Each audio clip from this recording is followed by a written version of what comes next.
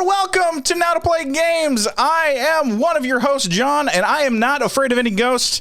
And I have Finn here, who ain't afraid of no strawberry. Why did I say that?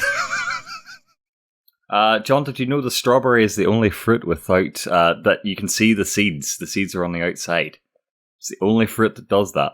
You know what? I love that for Now to Play Games that we come with some sort of like weird like thing that you should know. I think I knew that. That sounds like something Rose would actually tell me. So I'm going to assume that I did know about the strawberry stuff. It's spoopy season. Let's be honest. Tomorrow, when we're recording this, is Halloween. And Finn, I have to ask you a question. Are you a Ghostbusters fan? No, not at all. Before my time, John. They came out, what? It was in 1984? Bunch of old men running around. I was born in 86. You got your Dan Aykroyd, you got your other guy that showed up in Groundhog Day, I think, you know? They're all running around. Bill Murray? That's the him. Guy who showed up in Groundhog. It's Bill Murray.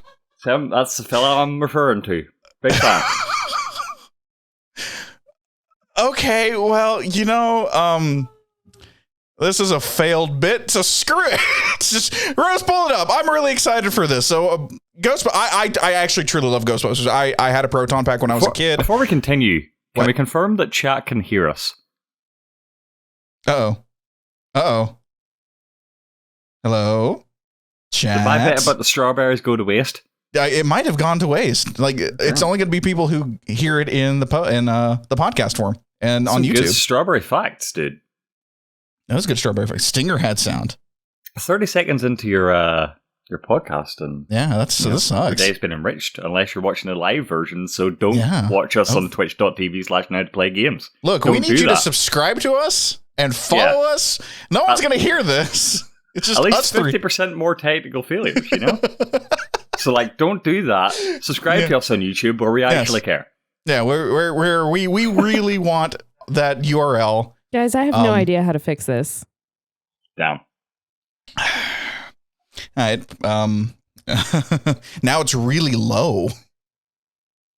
Let me see. Hold on. I have my TV here. If we're breaking everything anyway, turn up. I've got a TV. I've got my laptop here for us to listen to. So my favorite part is how I'm the only one that can be heard. What? Yeah, if I just keep talking, I should be able to hear myself in about 10 years. Yeah. Oh, so, okay. So, yeah. I can hear us, but through Rose's mic. Yes. Like the distant echoes. All right. Yeah, so only Rose. I will be back. Hold on. Yeah, I don't know. I'm going to go to twitch.tv/nowtoplaygames and chat with the people. Explain what? To them. We're having some technical difficulties. Please hold. We will be back here in just a moment. Well, what we could do is we could restart the show and have I could even make more outrageous claims about how irrelevant the Ghostbusters are in 2021. Or we could roll with it, you know, we could just keep this going. This could be exclusive for the on-demand listeners. It could be either way. Oh, hello. You know, hanging out. That's good, because I was logging on to chat to hang out anyway, and I guess I'm not signed in, so let's not do that. You can just hear my little... I think I was signed out whenever Twitch broke and everything leaked, and I haven't signed back in since. Yeah. Okay. Is that better? Are we good? Who really knows their password these days anyway? You know? I mean, I don't. I use LastPass, which if I call out my Twitch and Gmail passwords on the stream, is anybody really going to hear it? There's a 50-50 chance, you know? LastPass, I need you... go ahead and hit us up. LastPass, it's business@nowtoplay.com. We'll go ahead and be promo, and we'll be sponsored for that one. We're not sponsored last week when we were talking about the other thing, but we'll sponsor you because look, safety first, everyone. You need to know your passwords are safe, or you only have to remember one password and everything else is so randomized you don't even know. Welcome to Now to Play Games. Look, we had a bit about a strawberry. It didn't work. If you're listening to the podcast after the fact on YouTube or on podcast services, you got the bit.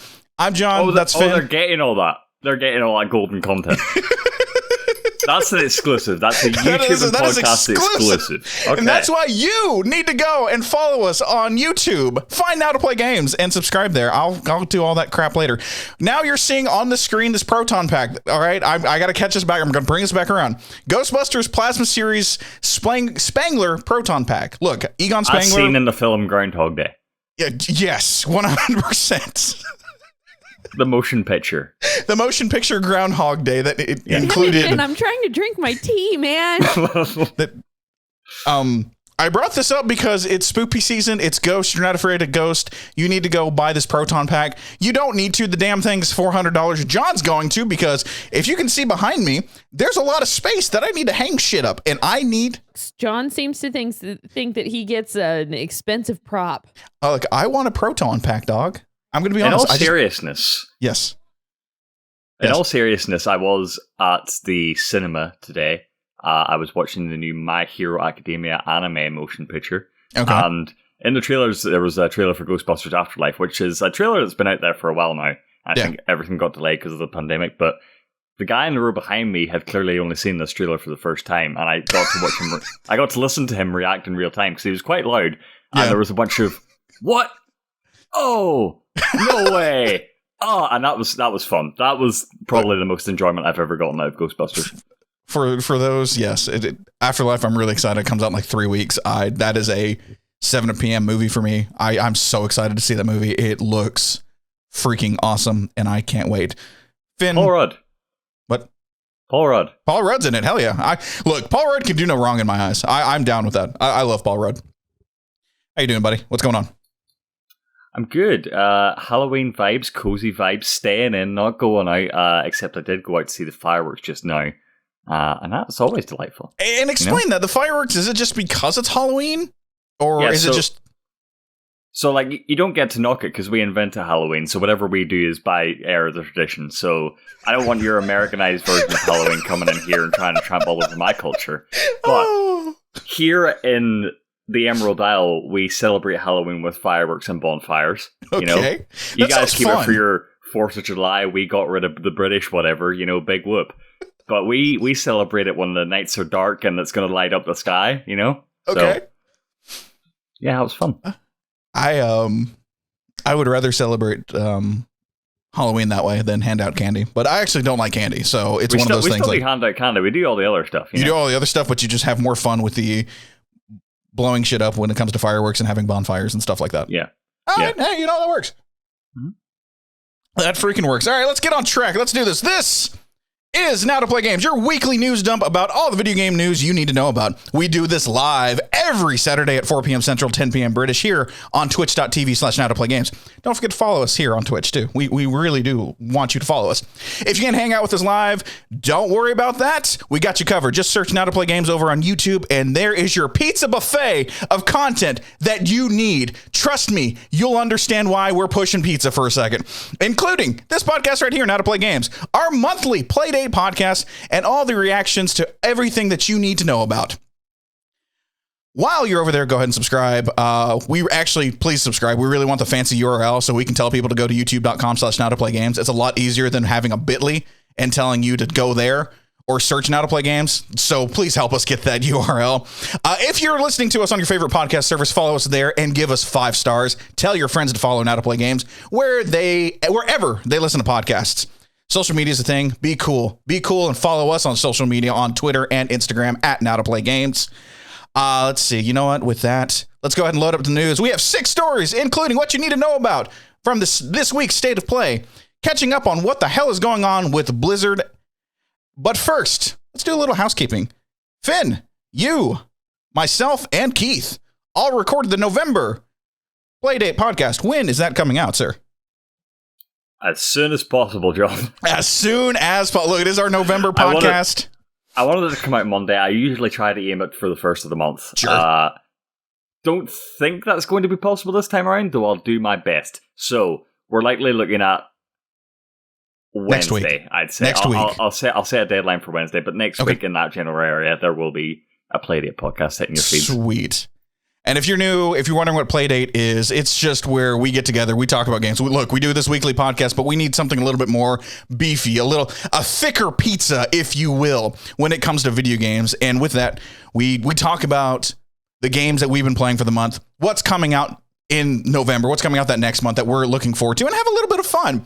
This month, we got to talk about code names of consoles, which was a blast. That was supposed to be kind of a secret agent thing and then turned into the dating show. It was absolutely fantastic. Really weird, really fast. It's worth the watch just to see the progression of us all losing our minds in the space of 5 minutes. Yes, it was a lot of fun. It is a thick, deep dish pizza of content just for you.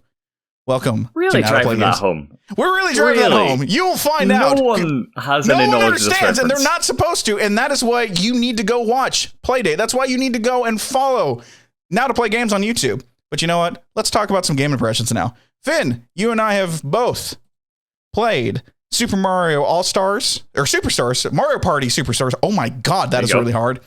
And I played a little bit of Guardians of the Galaxy. Where do you want to start? You know what? Let's start with Guardians of the Galaxy, because I think you and I and Rose can actually jump on Mario Party and have a little bit of fun with that one. Yeah. So you talked a little bit about Guardians last week. I was sitting in my... I was playing Mario Party last night, and I opened my phone to a notification from Twitter at me, just saying Guardian Huddle. And I was like, okay, John's in a good mood. Now you know the Guardian Huddle, what the hell that was. Yeah. To be absolutely honest with everyone, I freaking adore this game. The writing alone is just worth it, because it does lean comedy, because that's what we're used to with James Gunn's movies. So they're pulling that aspect of it and the writing, but it's not shocking like everything else has been when it comes to most Marvel games. I'm really just calling out Crystal Dynamics Avengers game. Everything works in this game. I've loved every bit of it. The colors are absolutely fantastic. The music kicks so much ass. It is so much fun. I would suggest, if you like Marvel, if you like Guardians, you know what? Give it a shot. I think it is actually worth the $60 just to play around. It is a single player game, and it really does prove that we do still have a place for single player games where you're just Peter Quill. You get to lead your team, connect with your team, tell them what to do, and just get the job done. And I am having an absolute blast. That's so much so that I cannot wait to finish this podcast so I can go play more. Yeah, I've seen a lot of love on Twitter these past few days for Guardians of the Galaxy. A lot of people are like finishing it for the first time. So yeah, that's definitely something I'm more interested in. And we go in a bit of deep dive on Playdate as to why that is. So if you're interested, check it out. Yeah, let's go to something we've all three of us have played, is Mario Party Superstars. Finn, tell me you like this game. So yes, I have, as someone who has never played a Mario Party game in their life, not even Super Mario Party, this is my first step into the party that is Mario and the gang. Wait, what? Never. You've never had an N64, never had a GameCube, barely touched the Wii. When would I have had the opportunity to play these games? It was amazing. Yeah, the Wii was amazing. Yeah, you played Mario the Party Michael 9 Jackson was the dancing best game, and you did the tennis. No, the Mario Party on the Wii was the best one. Mario Party 9 is the best freaking Mario Party. 8? Is it 8? Oh, I'm sorry. Mario Party 8 is the best freaking Mario Party. Are you kidding me? But why play that when you have WarioWare on the other side of the equation? You have WarioWare. Smooth moves. I'm sorry, John. Finn, I thought we were friends. This hurts. Like, I'm shocked. Perhaps to be redeemed. All right, so last night, gathered the boys. We all sat around, the four of us, played Mario Party Superstars. We just wanted a chill night in. So we got some beers, cracked some cans, played some Mario Party for the first time. And this was, some cans. I like that. I think all of our first times in Mario Party, to be honest. Yeah. All right. You're looking at the PlayStation generation, John. That's true. That's true. I think it started off that way for sure. Okay, good. You're having a true Mario Party experience. Yes. Yeah. So we played 2 games of 20 turns each. So about like an hour per go. Yeah. We just had all night. That was our only plan, was to play Mario Party. And so we just did that. We started off we played 2 maps. We played the first map, which is like the map that I hate, where it's 2 islands connected by 2 bridges. Mm-hmm. and you have the thwomps in the middle, and you got to pay the troll toll to get to the other side, you know? Yep. That sucked. Hated that experience. Ended up winning because of the bonus stars. I was behind the whole game, got like the last 5 turns, everything turned around. Yep. And won because of the bonus stars. Everybody hated me, so I was like, okay, scrubs, turn bonus stars off. Bonus stars get turned off, we go to the other map, which is the like space one with the Bowser cannon shooting down the middle. We turned the bonus stars off, and that didn't please anyone either, so I don't know what these scrubs want from me, you know? They just need to get good, I guess. The only experience that I've had with Mario Party I like, I've never played a game of Mario Party, but I have played Bowser's Big Blast. And I was trying to get that all night, and I never got it. So it was purely experiencing new minigames, new mechanics. New to me, I guess, because these are all a collection of old Mario Party games. And yeah, it started off jolly and progressively got quieter and quieter to be interrupted only by screams and salt.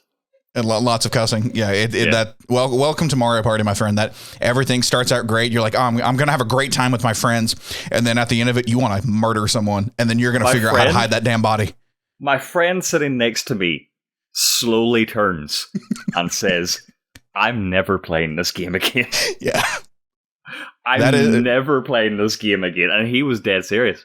You got to try the wood board, the forest board. That one is much better.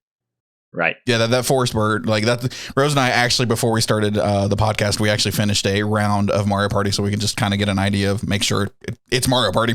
And it is 100% Mario Party. The computer cheats. You want to throw a baby out the window. Please don't throw a baby out the window. It is awful. And I love it. Like I don't, as much rage as I feel when it comes to Soulsborne games, there's nothing that compares to Mario Party. I'm going to be absolutely honest, and you can come at me. You know I'm right. Everyone knows I'm right, that the rage you feel from Mario Party is just S-level tier of bullshit. And that is a true Mario Party experience. So, oh damn, what was I going to say? I had a thought in my head, and it's just completely gone. It's one of those things. Move on. You're tired. Move on. You're tired. Yeah, Okay, that's I'm really tired. So yeah, I freaking love it. I think it's great. Sad that there's only like 4 boards, but when you factor in how many mini games there are, I think this game's gonna like really kind of shine. As long as they keep, I'm hoping they update it a little bit and like give us a little DLC with like more boards 6 months from now, 8 months from now. I think that would be 100% worth it. I do like the little callbacks of like, hey, you haven't been here in a while. Come play with us. And like, yeah, it was the N64, so it's been 20 friggin' years. So thanks for that. We hated that. We as a group hated that. I loved it. We did not feel the love. We did not feel the nostalgia. We skipped through all of it.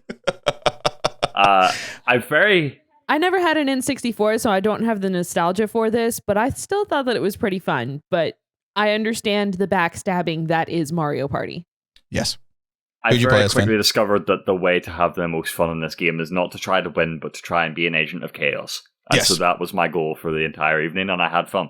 Yes, that is the way to do it. Like you, I won at the very end because I got the bonus stars. That's how you win. And because he had more coins than me. That's true. We tied, and I had more coins, so I won. Who did you play as? Donkey Kong. He's my man. He's your man. Nah. I was doing Seth Rogen laughs the whole time. I was Rosalina. Really pissed him off more, I guess. Yeah, more than anything. Rosalina for me. Rose was Daisy. Because I'm the best. Daisy is so sassy. Sassy, and I love her. Great. I freaking love her. All right. That was fun. Now let's get a little depressed, sort of, I guess. Just follow us down this rabbit hole. We have not talked about what's going on with Activision Blizzard, mainly Blizzard, for quite a while. So we're just trying to let things shake out. So over the week, we found out that Bobby Kotick asked for a pay cut. This is coming from GameIndustry.biz. Activision CEO Bobby Kotick has asked the company's board of directors to reduce his salary and compensation to the lowest possible amount under California law until substantial changes are made to improve the firm's workplace culture. In a letter shared on Activision's investor relation page, Kotick said he had asked for a pay cut down to $62,500 a year. He also cut in. Yeah, cut in. Do whatever you need to do. Just Cut off. This is a lot. We're gonna either digest it all at once, or we can cut it. I'm good either way. Finn, I'm sorry, there's a lot to get through. I love that you raised your hand. I saw that. I'm like, before did you cut in?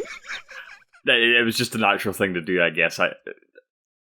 Why do CEOs have a minimum wage? Isn't that weird? Thousands of dollars, like more than most people. Like, what is that law? What is the purpose of that law? I was trying to figure that out because, like, California can only allow you to have $62,500 a year as a CEO. And I'm like, cut it more, but the law says I can only do this much. And like, oh God, I'm sorry. I mean, let's be honest. In California, that's not enough with how much prices are in California, but I'm sure he has a lot in the bank. Let's be absolutely honest. We can keep going. It's weird.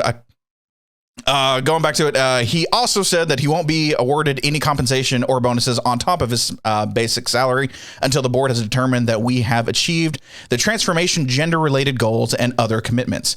Kotick shared 5 new changes that the company is set to make to improve the company's workplace culture, including the result of an investigation led by the Equal Employment Opportunity Commission. Now, here are the 5 changes. I pulled these directly from the investor group or the investor page of Activision Blizzard. I'm not going to read all of it. I'm going to give you the highlights real fast because there's here. If you need more detail, if you need more detail, go to investor.activision.com. You'll find Bobby Kotick stuff and just read through it. There's a lot, so I'm just going to give you the highlights. Number 1. We're launching a new zero-tolerance harassment policy company-wide. In the past, we have discovered and substantiated harassment. We terminated some employees and provided verbal or written warnings or different discipline actions to others. In retrospect, to achieve our goals for workplace excellence, this approach is no longer adequate. Goes in about tougher rules and all that stuff. Number 2. We will increase the percentage of women and non-binary people in our workforce by 50% and will invest $250 million to accelerate opportunities to diverse talent. Today, approximately 23% of our global employee population identifies as women or non-binary. Building on the success that King and other business units have achieved, we will seek to increase our percentage of women and non-binary professionals by 50% to more than 1/3 across the entire company within the next 5 years and hopefully faster. Number 3. Based on feedback from employees, we are waiving required arbitration of sexual harassment and discrimination claims. For any Activision Blizzard employee who chooses not to arbitrate an individual claim of sexual harassment, unlawful discrimination, or related retaliation arising in the future, the company will waive any obligation to do so. Number 4, we will continue to increase visibility on pay equality. As described in the recent notes from our president, Daniel Alagar, hopefully I said that right, and our chief administrative officer, Brian, Balato, I believe. The company Thank you. The company continues to focus on pay equality for employees. In fact, our U.S. analysis showed that women at the company on average earned slightly more than men for comparable work in 2020. And number 5, we will provide regular progress updates. But I mean, I shit you guys not. There is a lot to unpack on this one. Cool. Bobby Kotick is cutting his salary and his bonuses. That's great. I mean, that's PR 101. Now, I'm going to be absolutely honest with everyone. That is PR 101. The CEO's like, all right, we got to do better. And I'm going to cut myself out of making money. The main thing I'm going to pull from this one that I truly think is a proper step in the right direction is increasing the workforce of women and non-binary people by 50% and investing the $250 million to accelerate the diverse talent. I think that right there is at least putting money where their mouth is. If every company we've seen will say, hey, we're doing stuff.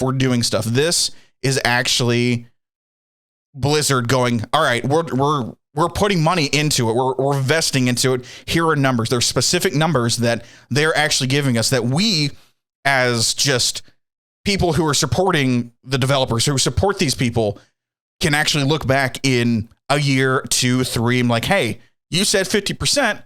It's at this. What the hell's going on? I think that right there, the fact that they're putting out numbers kind of shows that, okay, we have to do we have to be better, not do something. We have to be better. And I think Blizzard coming together and saying, hey, this is what we need to do. Here's the numbers we're going to put out for everyone. I think that is at least right step, like forward motion in the right way. Finn, what do you think about this stuff? When I read when I read this headline, I get mad. Yes. And then I think I saw it was Jason Schreier that was tweeting out about it. And I sort of asked myself, like, why I'm getting mad. Okay. Because the reason stories like this irks me, and like the fact that it's a letter from Bobby Kotick and all, is like, it's so transparent about right why he's doing this, that it's not out of the kindness of his own heart or his own desire or needs to, you know, increase the awareness of these issues and put these issues on the front foot. It's purely because of what's been happening this year in context. The multiple suits now that are labeled against this company for years of mistreatment against dozens, hundreds of women and vulnerable employees, disparaged employees, so like, that's what made me mad in the start. I think it was Jason Schreier that tweeted, like, obviously we all know the motivations behind this, but does that matter at the end of the day? If this will lead to more pay equity, more opportunities for diversity of employees, etc., then it's ultimately a good thing. And that is a direct consequence of what employees within Activision have been pushing for, what the legal system and the California lawsuit has been doing. So that's a win, and that's earned off the backs of the people who've been fighting for this, and that should be not taken lightly for sure. Yeah. I just hope that everyone else, whether it's the legal system, whether it's online, can see through this as well, how transparent it is, and that this isn't the end of the story, rather only the beginning. Yeah. The courts, I don't think, should look any more favorably on the higher-ups at Activision, because you should be, again, I'm not well versed in the American legal system, but you should be trying them in the period that these initial this is when it happened, you know? Yes. Yeah, when it happened, not what they're doing now. I know, like, this is a whole different kettle of fish, but Apple tried to, you know, peel back a lot of their policies regarding the Epic trial that were looked upon not so favorably by the judge, to try and gain some, you know, some light-handedness there. And I think that might have worked for them. I'm not super well versed in how that ended up, but it didn't seem like Apple really lost anything in the end up, so that could have played into it. I just hope the state of California knows that, you know, while it's great that you're doing all this, and I hope you're able to make it, this is off the back of what we've been doing, and we're still gonna, you know, make you face the consequences and, like, make you change these things going forward. Because that's the only way real change happens. So shoutouts, but, like, at the end of the day, shoutouts to everyone who's been fighting for this within Activision, outside of Activision, and hopefully, again, this is just the beginning. Yeah. I have another thing coming from, again, GameIndustries.biz. This was an update from yesterday on October 29th. The ABK Workers Alliance, a group set up by employees across Activision, Blizzard, and King to push for change, has responded to Kotick's letter, calling his statement and the pledges within it a huge win. Today was a huge win for us. We remain vigilant and continue to push for other industry practices that need to change. We still stand firm in our demand that the investigation must be done by an unbiased third party, of which Will Meyer Hale is not one, the group wrote on a Twitter statement. We continue to push for light to be shed on the industry practices like crunch, which can be especially harmful to the health of game devs, and especially the health of disabled and chronically ill game devs. So this is just, and I agree with you. I think this is a good win, a good forward step. And I actually like how you put it, is like, and how Jason Schreier put it. We all know why this happened. We all know why Bobby Kotick did what he did. And now it is because of all the crap that has happened in the past that you need to be as clear as crystal. You need to be as transparent as all get out, because everything is under a microscope for you now. and it is your fault. And the only thing you can do is let everyone in and let everyone see, because the scrutiny that you deserve, honestly, for letting this happen is all on you.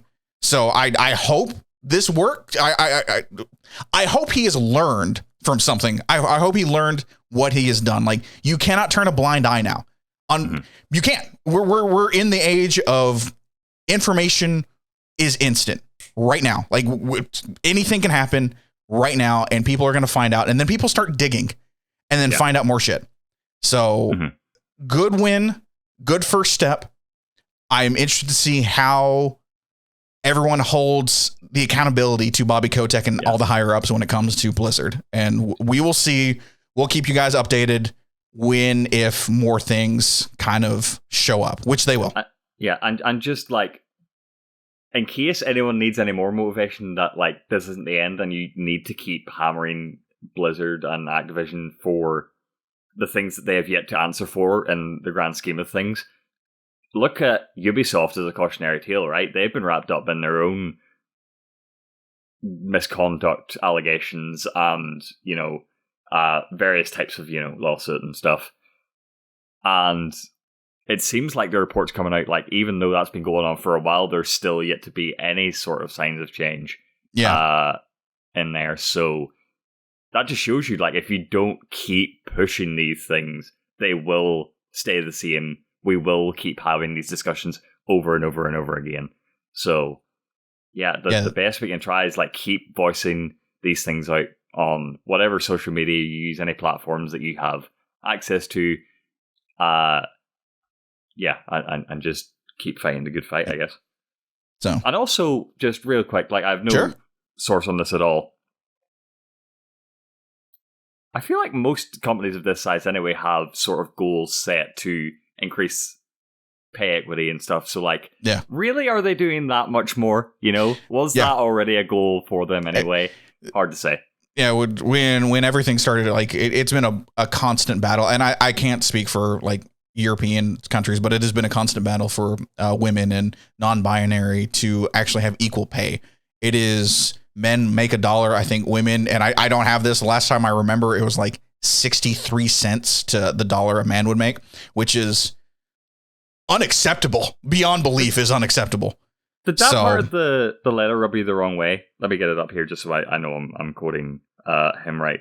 I can't find it here. It's in a wall of text, but basically he's like, actually, women made more than men the last year. Yeah, we did the wrong way. Yeah, that rubbed me the wrong way too. Like, oh, actually, you know what? Actually, we did our own studies and we found out that women made more in the industry than men did who worked for Activision Blizzard. Shut up. Yeah. Shut up. Bullshit. I don't give a damn. He's the worst spokesperson for this as well, is Bobby Kotick. Yes. He's the one that let it happen. Why the hell is he still there? Yeah, I have no idea. God. So that's the one that pisses me off the most. Like, he's still there. He's the one that effed everything up, and he's the one that's going to get the opportunity to fix it. I'm like, it's not. And I'm just like, all right, I will give not the benefit of doubt, but I want to see what happens. Keep pushing for real change, people. Exactly. Keep pushing. You know what we need to push to? Obviously, like, let's remember that this is completely different. That needs to happen. Nintendo screwed up. Let me separate those out real fast because that transition did not work. So I'm going to jump out of that transition. Not nearly to the same degree. Not nearly to that. Like, push for better change. Yeah, we're trying to. Yeah, there's no good way to. There's no good way to. So let's do something a little easier, a little more digestible. Nintendo Switch Online expansion pack came out, guys, and guess what? It sucks. It kind of sucks. This is from Eurogamer. Subscribers to the 35 pounds, I'm guessing that's pound, a year catalog has reported a number of general issues, including lag, low frame rates, but a couple of games also feature more specific problems. Mario Kart 64, for example, displays a warning that the game will not let you save ghost data, as the feature required an N64 controller pack in the original game. What a controller pack is, ladies and gentlemen, boys and girls who are too young to remember what that is. There was a time when your games couldn't be saved on the actual console. So you would actually, it's filled in. There is no controller pack. You would actually pop a save cartridge right there to save your stuff. I'm just letting you know that has been your history lesson with John when it comes to old school games. Let's see what else is going on. The emulated version of N64 does not appear to have been altered to support this via other means. There's no controller pack in the one that you can buy from Nintendo. Sin and What's the purpose Punishment. of that, by the way? Like, even if like they can't add any functionality, why not just like keep it open to, you know, hold snacks in or whatever? I don't know. I thought it would have been kind of cool that like you could actually. I think it would have been a very interesting like throwback to like be able to pop if you had the Rumble pack or an expansion pack. Like it didn't do anything, but it had a very hefty click, and that was something very nice to have. You could just pop that bad boy in, and then like it just clicked in there. Let's see. Sin and Punishment is another game with an issue. This time with how the Switch version translates to the original game's controls. The strife for left and right actions were mapped to the yellow controller buttons in the original. So you got your little controller buttons left and right. In the emulated version, these are replicated on the Switch's face buttons in a diagram. But the controller map shows the Switch version also has you pressing the right trigger to shoot, which remaps the face buttons at the same time, removing the move right button in the process. So like it is all jank all the time when it comes to not like mapping buttons or anything like that, or how they set up how the buttons actually work. And on Mario 64, less of an issue, but more annoying quirk. The Nintendo Switch Online Mario 64 offers a different version in Japan that includes Rumble. This is the Japanese only Shindu version with Rumble Pack support, meaning you'll need to change your Switch's region Japan to play the game with vibration. European and North American catalogs only feature the game in launch. Going deeper, I'm just going to let you guys know. GameSpot's letting us know the N64 classic The Legend of Zelda: Ocarina of Time is sure to be one of the service's most popular games, but it's clear that something isn't quite right with the version of the game Nintendo is currently offering. Screenshots shared on Twitter show the Nintendo Switch Online version doesn't look the same compared to previous versions, with differences in draw distance, water texture, and fog. Some of those differences look like they may come down to variance between the Japanese and North American versions, but it's clear that the version currently being offered as part of the service isn't living up to the fan services. All right, so Rose has this up right now. The first one is the N64 version. The second one is the the Wii Virtual Console, and the third one is the Switch. And if you look at when the third one pops up, it looks awful. Like just looking at the water texture is absolutely awful, and it just looks like ground. And apparently this is like a very iconic moment in the game, right? This is a very important. I think this is like when the State Puft Marshmallow Man shows up and they fight him. Yes, you're 100% correct. Stay Puft comes in and starts fighting Link. It's just mass chaos, and we didn't know what was happening. But it's one of those things like, how did this happen when it came to these three different, or this one game where they're emulating, and they're emulating it awful. And at the end of the day, it was like, it's Nintendo. It's not the best, but where is the QA from that one? And let me finish this real fast. Stuttering, input lag, and frame rate issues also look to plague multiple games. From Ocarina of Time to Super Mario 64, players have reported latency issues when attempting to play online in games like Mario Kart 64. While some of the footage being shared on Twitter could come down to poor connection, others are claiming the issue stems from a lockstep netcode that effectively pauses the game until other players are all in sync. What? Someone called him. He's going to have a heart attack. That is exactly why I put this in here, because Tim is going to have a conniption fit. So we're all racing. Finn, you're in the lead. We're all together. And then because you're so far ahead, it desyncs us. Everything just desyncs, and then it stutters and locks back into place. And then we keep on going. Why am I surprised at this stage?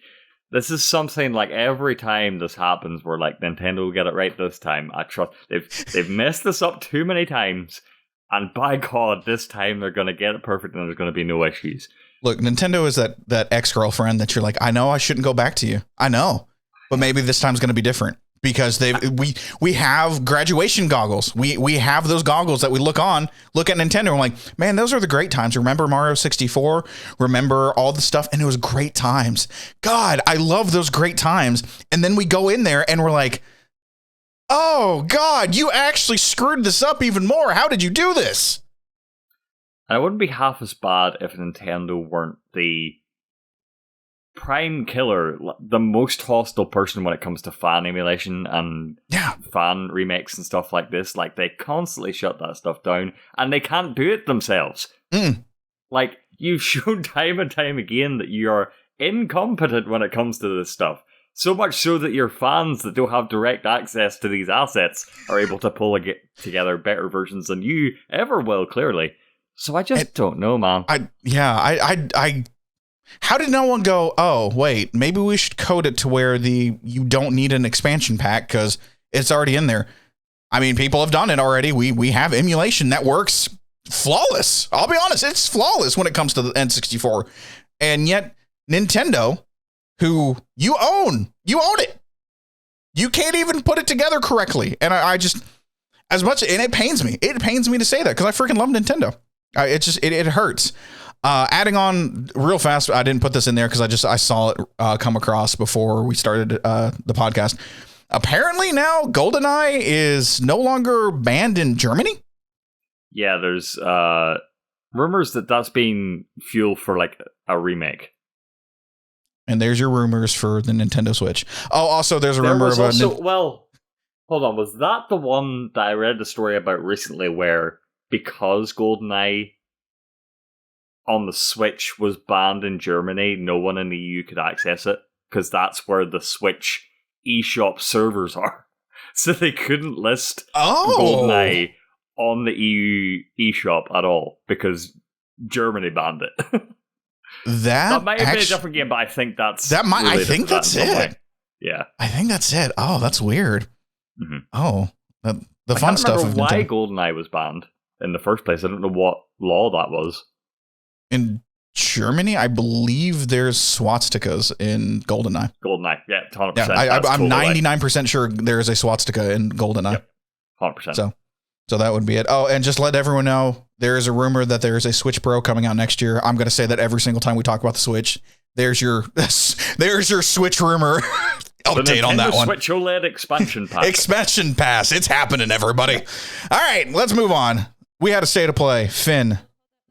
Oh, hold on. The official word is it was banned in Germany because it was designated as media harmful to young persons. Right.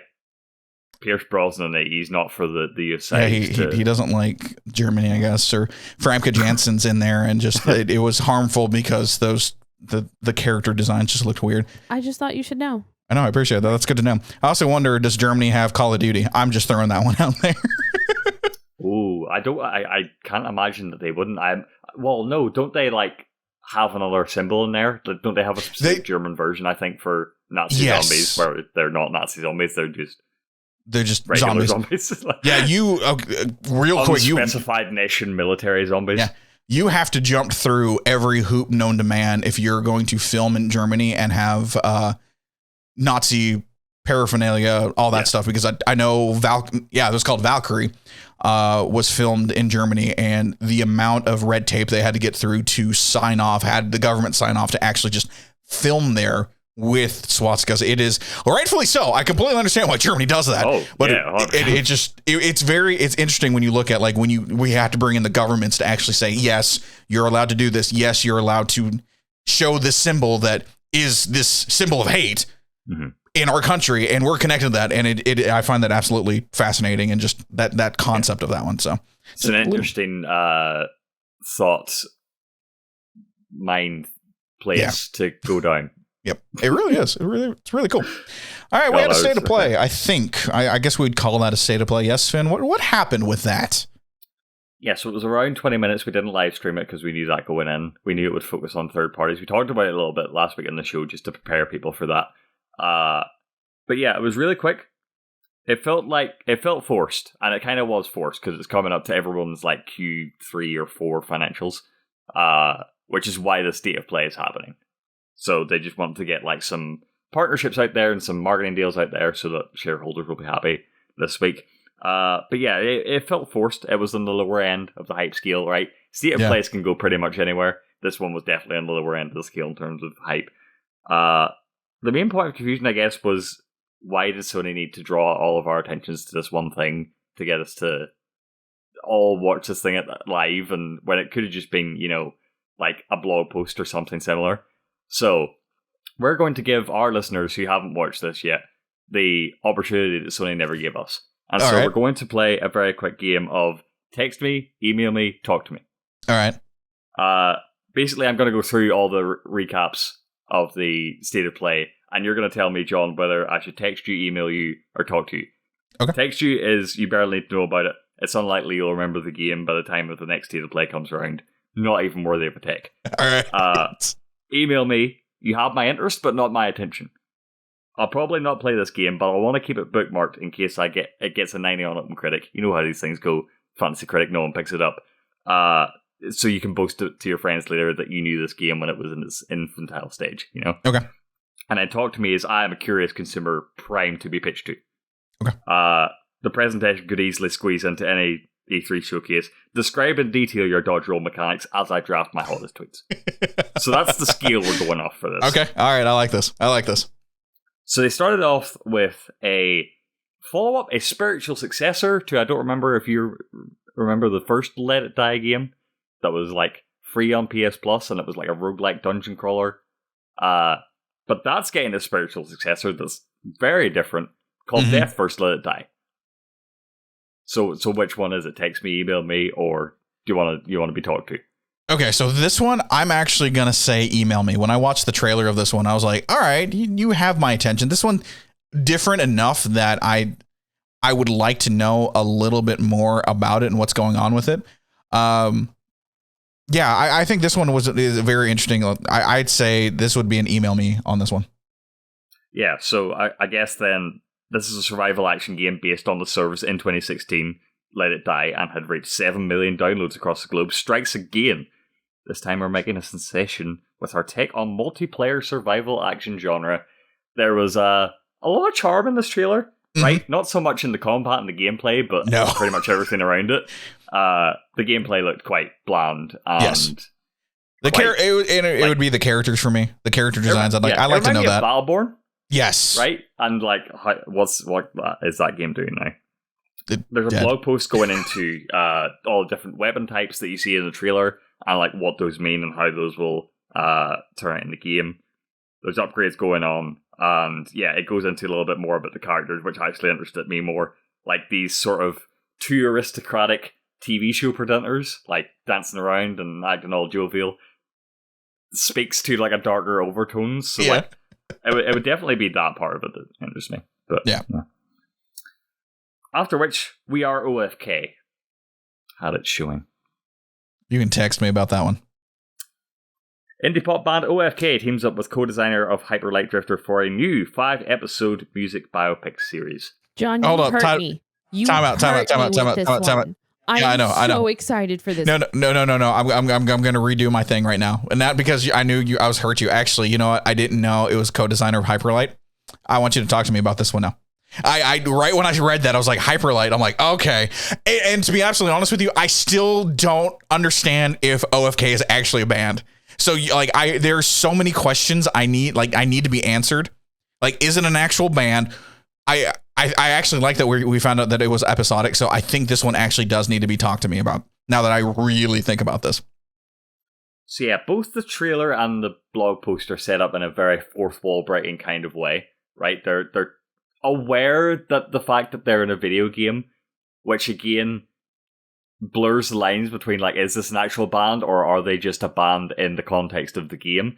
Mm-hmm. I think, based on what they said in the showcase, that they are an actual band in real life. Because the way they described the game is it's an episodic game that takes you through the formation of the band in real life, up to where they are now, up to their debut EP, which each of the 5 episodes will contain a music video for their debut EP. So it seems like they're a real band all working on it. It's enough strange that I want to know more. Yeah. The I'll not read out the whole thing, but like the blog post has a sort of script dialogue back and forth between the band members, similar to that trailer that we saw on the State of Play, where they're all like joking with each other and like giving a bit more insight into their personalities and stuff. Apparently fully voiced interactive dialogue from the star-studded cast, emotional texting, thirst texting, emoji spamming, and 5 interactive music videos premiering new songs by OFK. Look, I'm all about that thirst texting. Everything else is just fluff. It's just like character building stuff. But yeah, I think these are real life people, and what we're seeing is like just digital representations of them. Yeah, artistic representations of them. The art style and the sort of vibes of the game is very much what this game is being sold on. Yeah, I agree. They haven't really showcased the music yet, but I guess that'll be for the actual game. I kind of hope they don't. Either that or Jeff Keighley's going to have them on right. Game Awards. That's a great call. That's an excellent call. Like how cool would that be? Like, hey, Jeff Keighley brought up OFK, and they're actually going to perform a song from the. Yeah, and he's done AR before, right? So he could have. He could do it. The CG band on there. That's a great call. I'm gonna save that one. Bug Snacks, the Isle of Big Snacks. Text me. Hungry for more Bug Snacks? A new free update is coming early 2022, including an island, living space, and the ability to dress up your favorite Bug Snacks. Yay! And go ahead. I'm sorry. You want a text, dude? Look, I want a text. Yeah, just text me about this.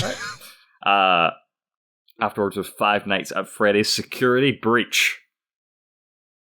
Text me. Find out how to evade the prowling animatronics in the most ambitious 5 Nights at Freddy's yet, out this December. Now we got Death's Door. Bringing it back to Playdate. We talked about Death's Door. We did talk about Death's Door. PS5. And Death's Door is probably number 4 on my favorite games of 2021 right now. Personally, for me, this is an email, but because it's coming to PlayStation 5 and Switch, and if you pre-order it, you get Titan Souls. I think you need to talk to people about this one. I need to. Oh, okay. I thought you were on the other way. Okay, so it's coming out on PS4. It's fine. It's coming out on PS4 and PS5 on November 23rd. David Fenn is the one writing the blog post. He's a producer and designer for Acid Nerve, the team behind Death's Door. He said he was talking about how we've had a lot of requests for Death's Door to come out on PS4 and PS5, probably so people can platinum it. I already started on Steam. Probably not going to go back on PS5 unless, God, I might. We'll see. We'll see how much I care about this game when I give it a second go. Reception to the game obviously been overwhelmingly positive. If from no one else, from Jon certainly. Again, check out Playdate. He raves about this game. It's a fantastic game. He's talking about different enhancements for the PS5, 60 FPS frame rate, platinum trophy, and haptic feedback for the DualSense wireless controllers. Gotta love that. As a sound designer, he's talking about the 3D audio. Basically, this whole thing is an ad for the PS5. It doesn't really contain more information about a game that's already been out for a year on other systems. So, what's that to talk about? Well, there you go. It's a great game. Pick it up. Kart Rider Drift. I wish you would have given me something where, like, I give no shits. So text me. I'll put in the text. I'll put in the text. Me. Like, I care about this a little bit, right? A marginal amount. The Unreal Engine 4-powered arcade racer brings its competitive and combative modes to PS4, and you haven't long to wait to try it. A beta launches this December, Jon. Ooh. King of Fighters 15. I'm not a fighter. I don't know very much about fighters. This one looks actually kind of cool. This one I think would be more email. All right. So the big reveal of this trailer was that Dolores was revealed, right? New fighter. She looks cool. Bare ass cheeks exposed, but other than that, pretty cool character design. And I feel like the main appeal of this trailer, what they probably should have led with, is the fact that there is a beta coming out. Yes. For this game.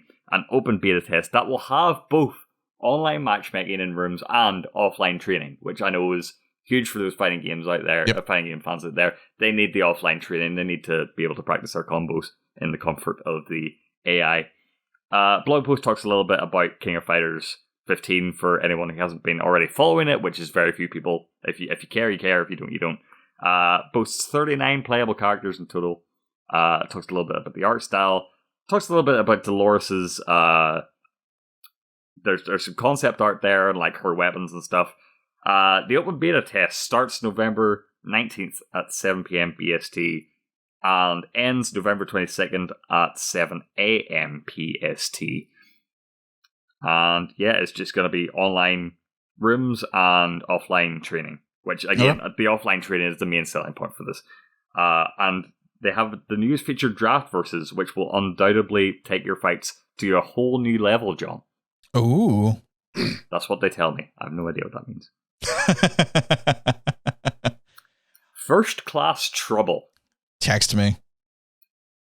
This social deception game launches into PlayStation Plus next month. Find out how you can survive rogue AIs aboard a luxury space cruiser or as an AI, how to pass as human. Fantastic. Cool. Star Ocean, The Divine Force. Don't get swayed by Keith. Don't let Keith get in your head. I know who's in here. And I feel text me.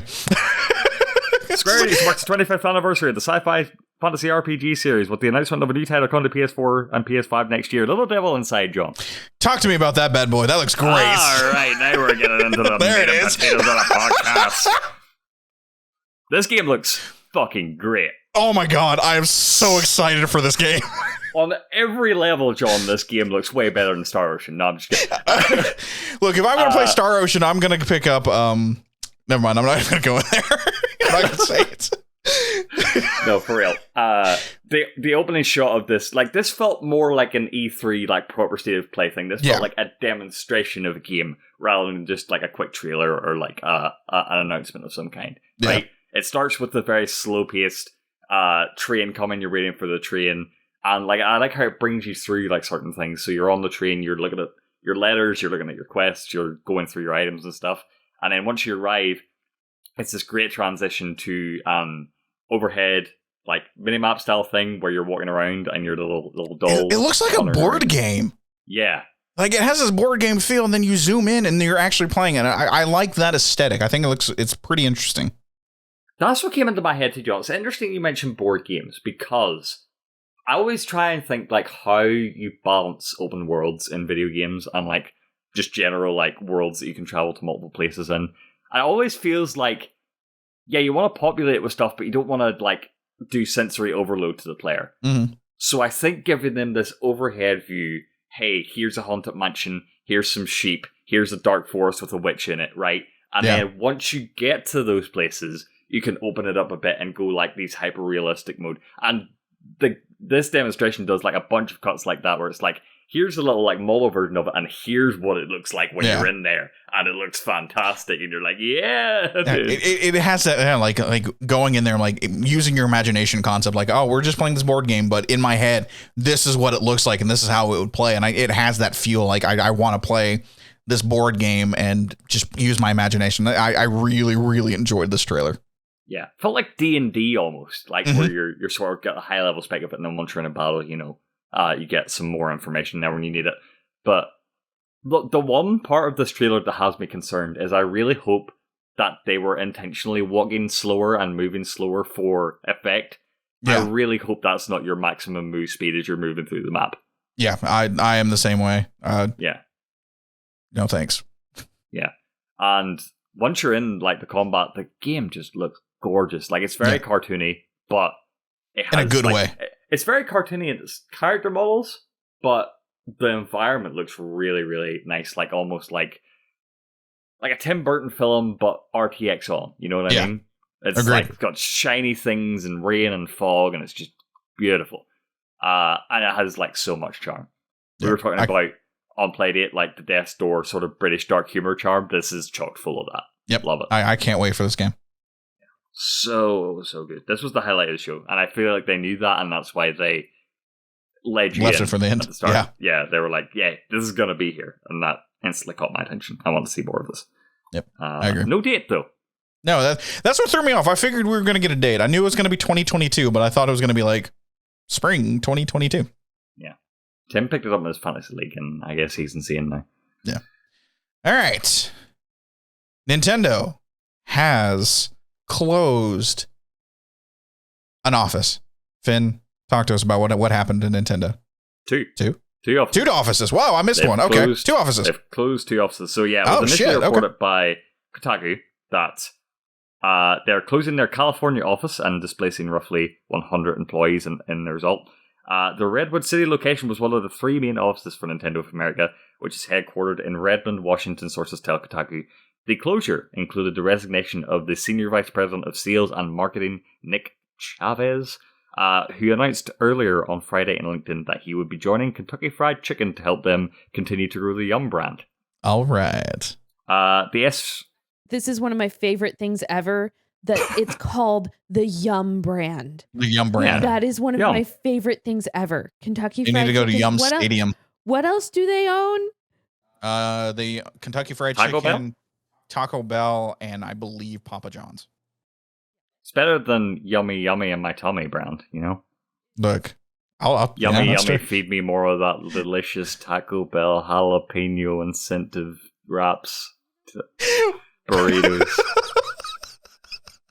The senior vice president position was previously held by Doug Bowser, who was promoted to president of Nintendo of America after Reggie Fils-Aimé stepped down in 2019. I pronounced that correctly, right, Rose? Fils-Aimé? Got it. Nice. The initial report from Kotick was followed up by an official statement from Nintendo as follows. Nintendo of America headquarters are in Redmond, Washington and Vancouver, BC. We are moving more of our employees and operations into those headquarters and will be closing small satellite offices in Toronto and Redwood over time, the statement says. It continues, Devin Pritchard, Executive Vice President of Business Affairs and Public Relations for Nintendo of America, will assume interim leadership of sales. It goes on from there, talking a bit more about the minutiae of that. But basically, they're trying to centralize all of their marketing and sales and public relations aspects into two main offices in the US and Canada, respectively. So what we know, they're closing their offices in Redwood and Toronto. Senior Vice President of Sales, Nick Chavez, has departed. Around 100 employees displaced. We don't have an exact number. And sales operations will be focused in those two headquarters, as previously mentioned. No real reason given by Nintendo officially as to why they're closing these offices. We can make, or at least I... What are your assumptions of this? COVID changed everything. Yeah.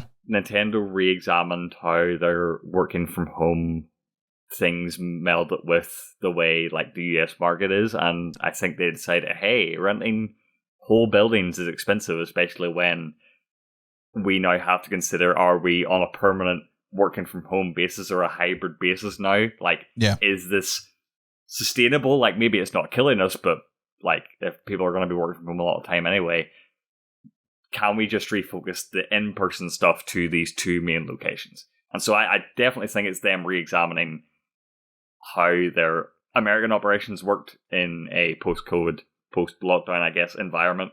I totally think that's it.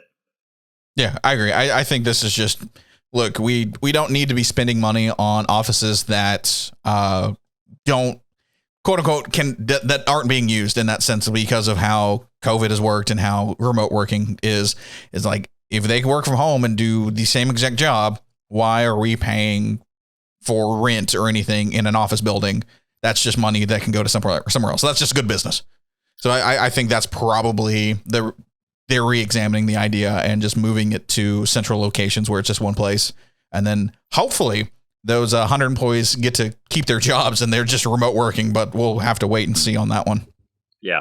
I don't know if there's going to be anything more to this story. That's all there is, like, from the Nintendo side of things on that. But I sort of wanted to use this as a jumping off point for like a quick general discussion about working from home and remote working and hybrid models in the games industry. Like, generally, how do you feel about them? You know, do you think they're a good thing in the whole, bad thing in the whole, mix of both? I actually am, personally, I'm okay with them. I mean, remote working, it takes a special person, but when it comes to game development, I as long as we're coming from someone who technically I can work from home with my job right now, if I'm allowed to, it's one of those things, like, as long as the job is getting done, my team could work from home, I would be perfectly fine with that happening. I do know, obviously, developing games is so much harder than what I do. And so it's one of those, everything kind of has to be right. Connections have to be right. But we also have to understand, like, when it comes to the higher ups, when it comes to the shareholders and stuff like that, if we're going to this remote work from home thing, then we have to know that we're taking the timeline from this to get a game out to this, because we're always going to have issues when it comes to working from home. Nothing bad, just the idea of it's going to take a little bit longer because of the distance between people instead of everyone collectively working together in one spot. And I truly don't think that's a bad thing. We all agree games that get pushed, games that get delayed are better in the long term. So if it's just we as consumers, shareholders, developers, everything, directors just need to register the idea that we need to just take that and extend that length of time when it comes to game development, which I already understand. Cory Barlog said it took 5 years to do God of War. I get it. I understand that concept. So there has to be a balance, but it really just depends on how they want to actually structure the thing. Because yes, I see Naki in chat. It depends on internet. I got that. And that is one of those things that has to be factored in. Maybe some of the bigger the stuff that you have to do, maybe go into work if you're allowed to, or maybe it's some of the smaller things you can do remotely. There has to be a good work balance when it comes to that. And I think the gaming industry knows that, or at least I'm personally, I'm hoping they know that and able to kind of adjust how they need to do things and want to do things to make working better for their employees. Yeah, I definitely think that there are some silver linings to take from this whole lockdown working from home push, because it has pushed a lot of technologies forward and a lot of practices forward that were a bit antiquated in just the way people did things for a long time. So I think there's definitely some good in that. When I think about this story, and this is something I've been thinking about for a while, as my brain has sort of shifted to this mode that working from home is not going away. Most places are probably going to try and implement some sort of half on, half off model. I've been thinking a lot more about like my position and the position of other young people, because like I'm currently in university, college, right? And one way or the other, I'm seeking a career in the games industry in some space. And so thinking about how this is going to impact people like me and people sort of my age breaking into the industry, you have to consider that working from home is fine, but for people like me and like, again, others as well, this isn't just about me, this is just about like people like me, right, who haven't made connections in the industry yet, right, haven't been there as long, it's gonna be super hard for them to that is true. Establish themselves in this environment, where before you had, not only in your offices, but constant social events happening, and especially if you were in like a tech hub or a games industry hub, you would constantly be interacting with people like just without even trying. Yeah. Even if you try to do Zoom calls or Teams thing or remote, it really isn't the same. It isn't the same. You don't make the connection. There's just something that gets lost over the internet. And so I'm just like super scared about that. And it's really going to be hard for those people to like come through the industry and establish themselves. And like, that's when I was reading, they didn't really elaborate, but like Kotick were mentioning that sources that were working in these places previously were super disappointed, obviously, that these offices were closing down. Yeah. Because you think about where they're being moved, if they're being moved at all, or if they're working from home permanently now. They closed down their California office and they're being moved to Washington, and likewise they're moving their, or they're getting rid of their Toronto offices and moving to Vancouver. So that takes them out of the sort of Bay Area, like LA, California region, which is where a lot of these games industry companies are. Yeah. Right? And so that sort of takes them away from everything again. And so like you'd understand why it's like, okay, well, you've sort of taken me out of these circles now, so what do I even do?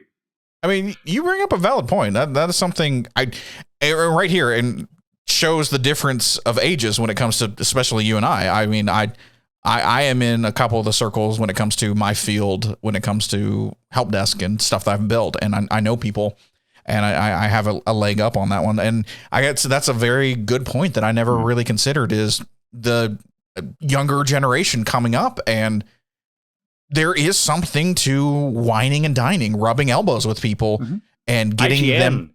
in their sort of, sorry to interrupt, I did just in my head, IGN during the report of this story were like saying how, the Redmond, California office was obviously the office they would go to when working with Nintendo. They were there to preview Metroid Dread, and when they were there, it was empty. But like that would be a handy way for IGN to get in touch with them. Like that just shows you like when the connections are close, they'll go there if they need to. So that's going to be lost now, you know?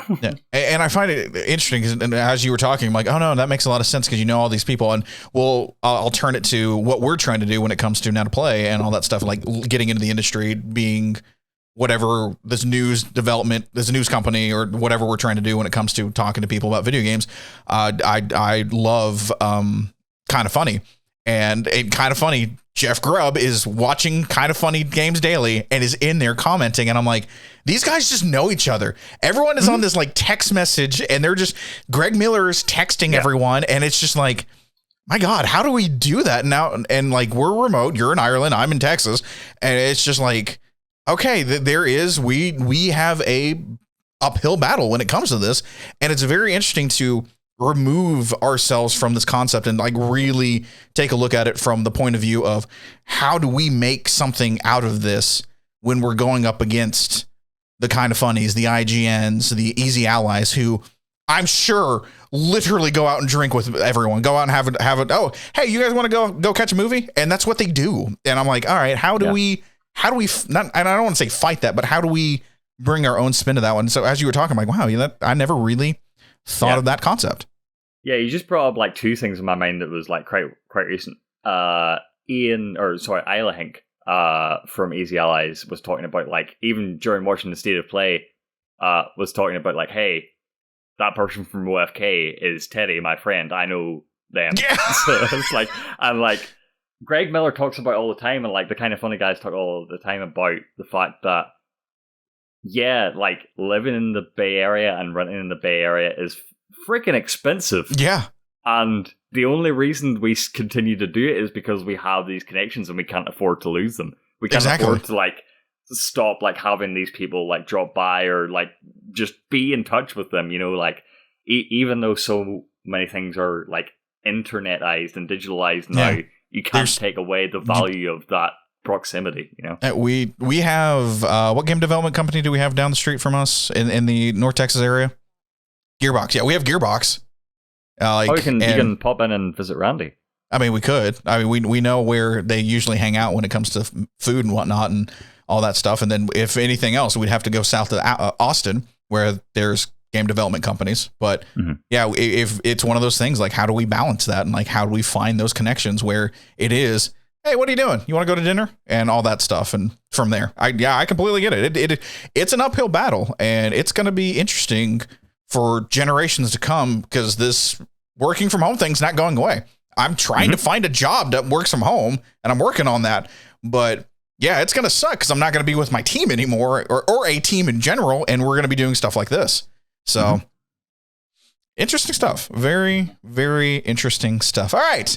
Let's finish it off with something that I'm going to upset all of you PlayStation fanboys about because I want to feel your pain. I want you to yell at me. I want you to come after me. Guess what, PlayStation fanboys? You don't have exclusives anymore.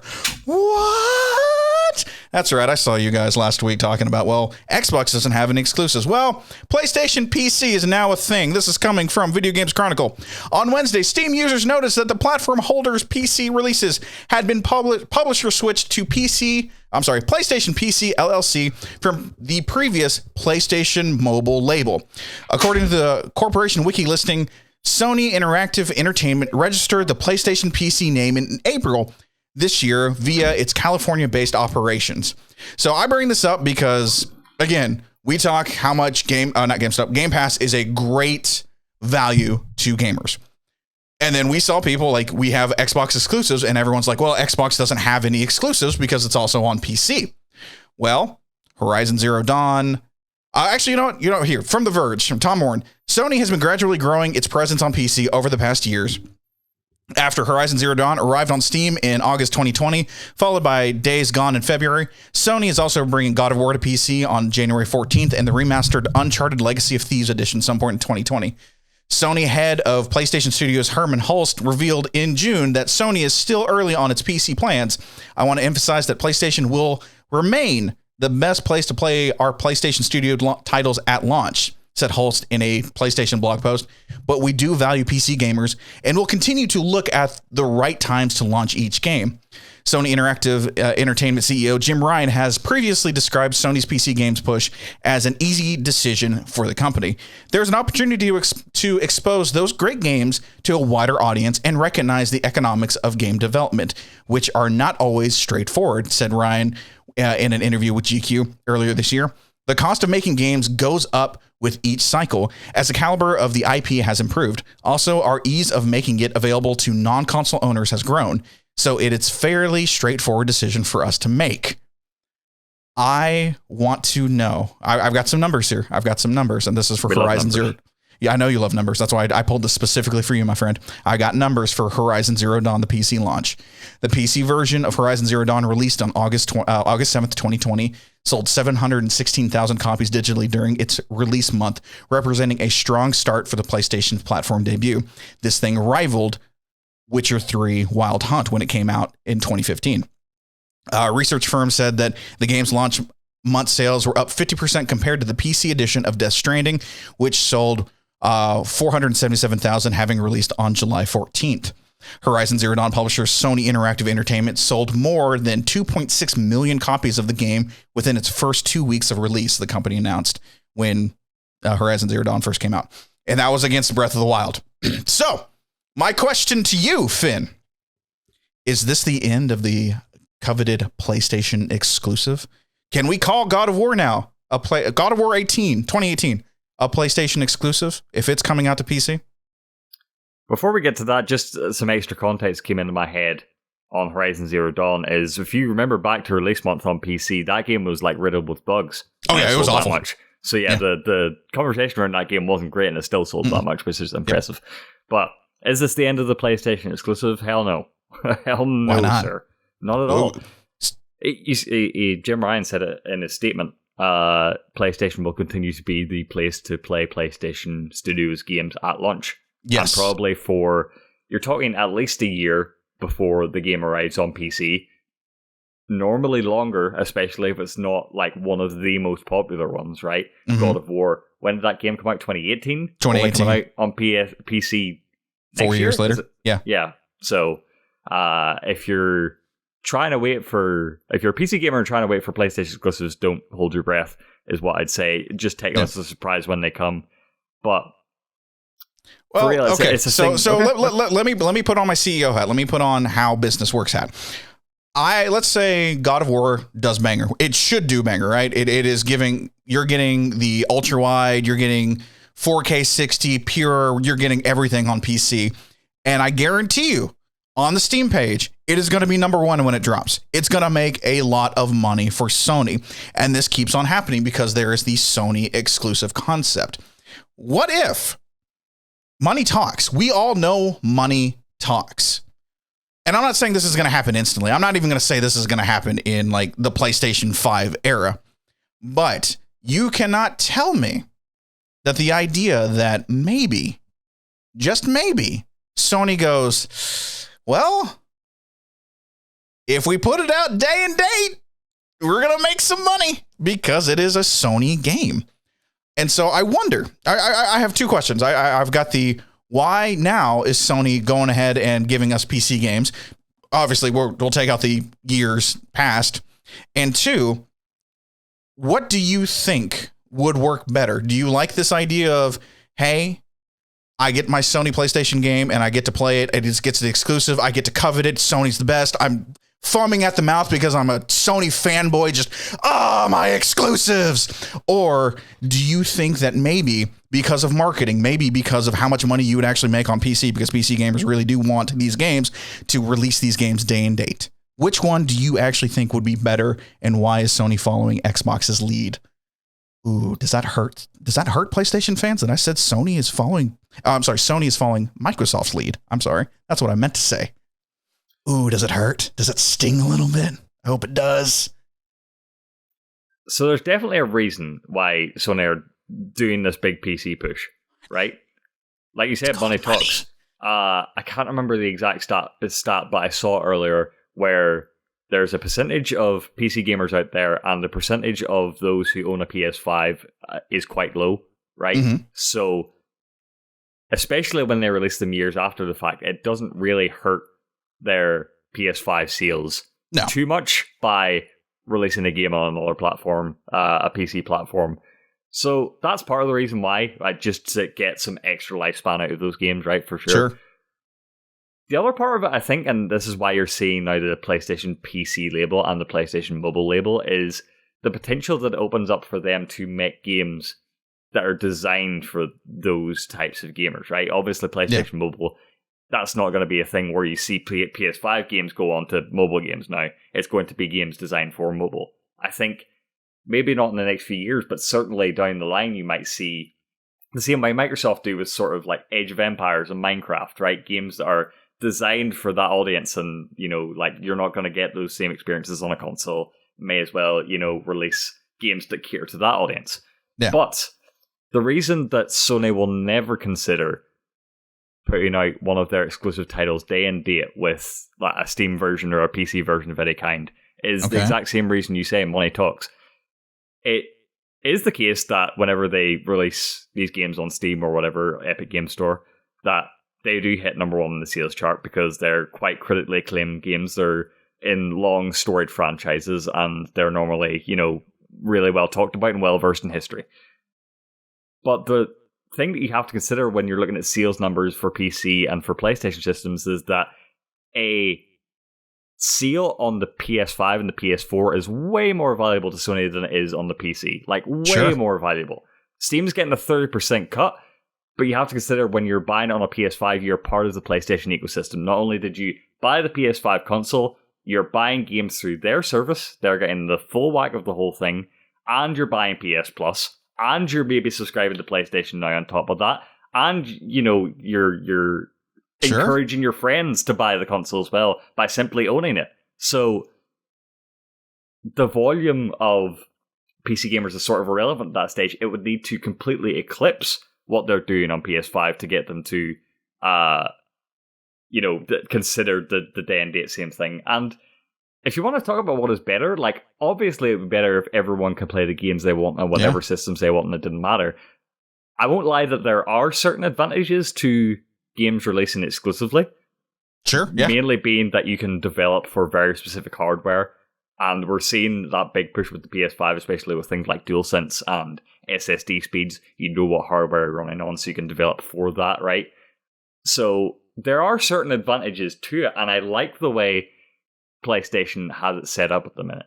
And so I don't think that they're going to try and butt into Microsoft's space. I think they are very happy with the way things are going at the minute, and will continue to kick the bucket down the road when it comes to PC releases. It'll always be a delayed thing.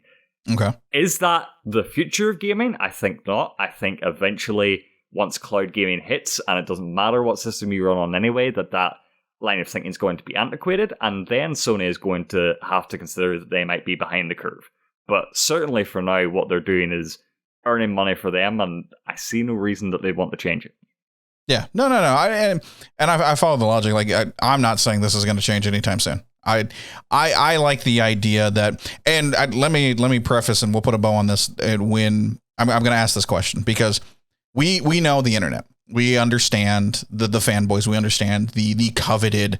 Screw you, Xbox. It's a PlayStation exclusive.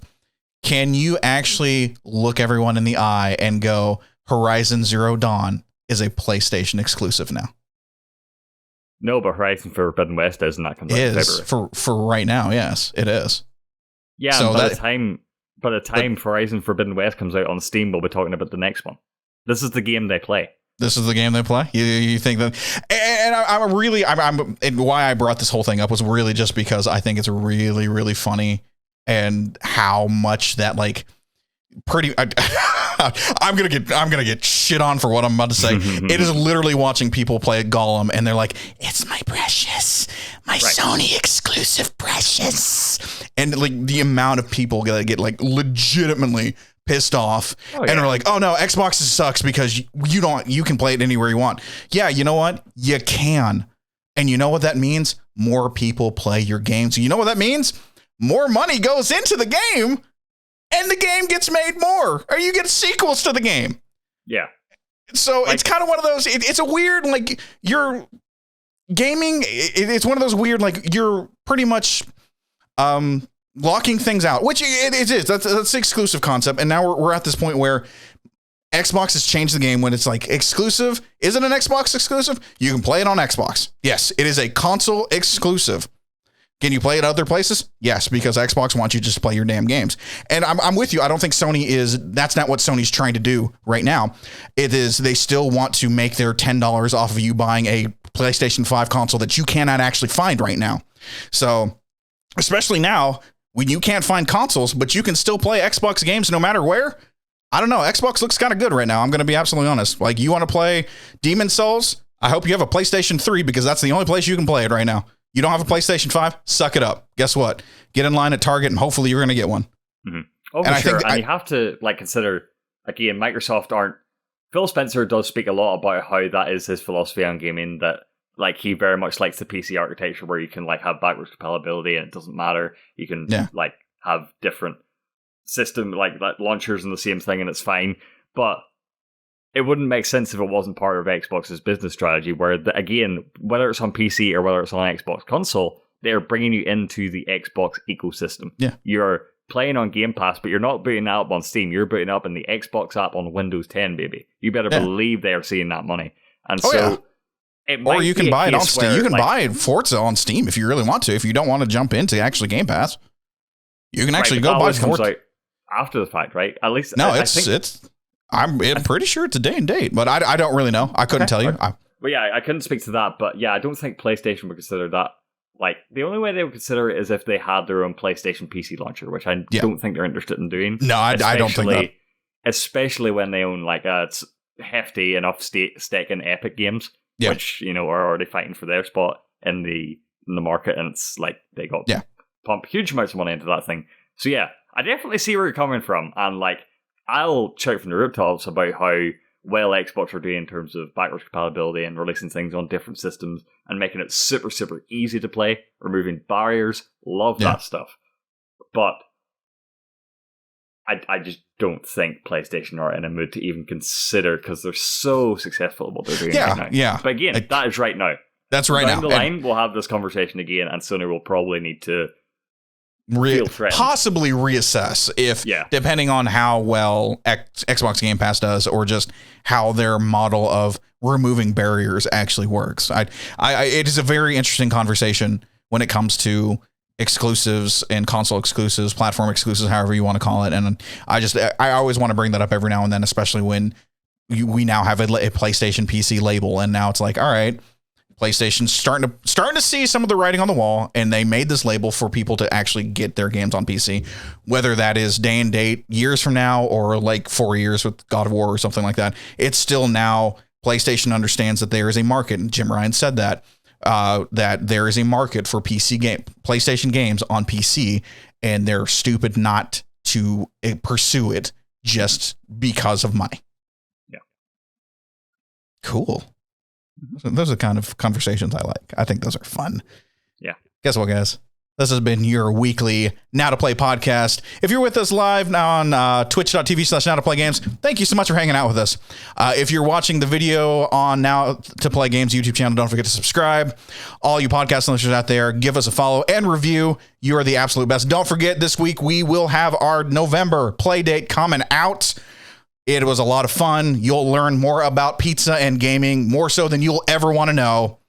And with that, I'm John. That's Finn. Rose is our voice from above. Thank you so much for hanging out with us. Now, go Happy Halloween. Happy Halloween. Go play some games, and we will see you next week.